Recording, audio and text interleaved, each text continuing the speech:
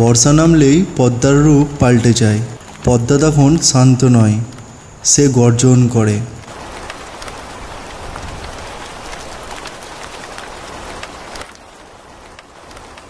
শুনছ, এবার বর্ষায় নদীর জলে মনে হয় আমাদের বাড়িটা ডুবেই যাবে।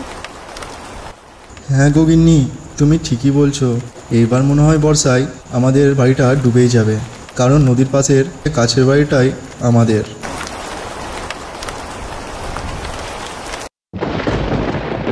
সেইবার এমন এক রাতে মাধবের ঘরটা ডুবে গেল নদীর জলে।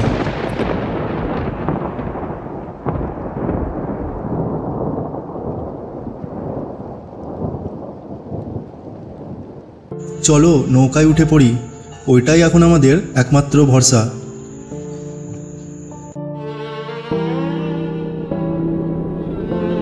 নিজের পুরনো নৌকাটাতে মাধব তার স্ত্রী আর ছেলেকে নিয়ে উঠে পড়লেন। চাঁদের আলো নদীতে পড়ে ঝিকমিক করছে। মা, এই নদীতে থাকতে বেশ ভালোই লাগছে। আকাশে তারা, নদীর জল, আর আমরা তিনজন। হ্যাঁ রে বাবা, ঘর হারিয়েছি ঠিকই, কিন্তু আমরা একসাথে তো আছি। দেখি যদি কিছু মাছ পাই, তাহলে আজকে রাতের খাবারটা জুটবে।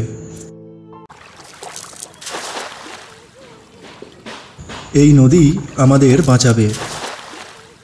এই তো রুই, পুঁটি, ট্যাংরা, আজকের রাতটা মন্দ যাবে না। বাহ, অনেক মাছ পেয়েছো তো।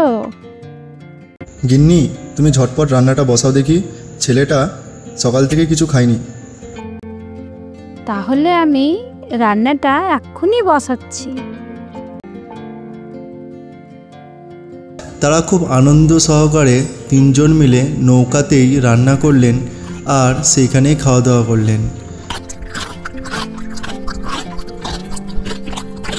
নদী কেড়ে নিয়েছে তাদের ঘর, কিন্তু পারেনি কেড়ে নিতে তাদের সাহস। ছোট্ট একটা নৌকা হয়ে উঠেছিল ভালোবাসার ভাসমান ঘর, যেখানে ছিল জোনাকির আলো, মাছের গন্ধ আর অদম্য আশা। বন্ধুরা, ভিডিওটা ভালো লাগলে অবশ্যই লাইক, কমেন্ট এবং সাবস্ক্রাইব করে যাবেন।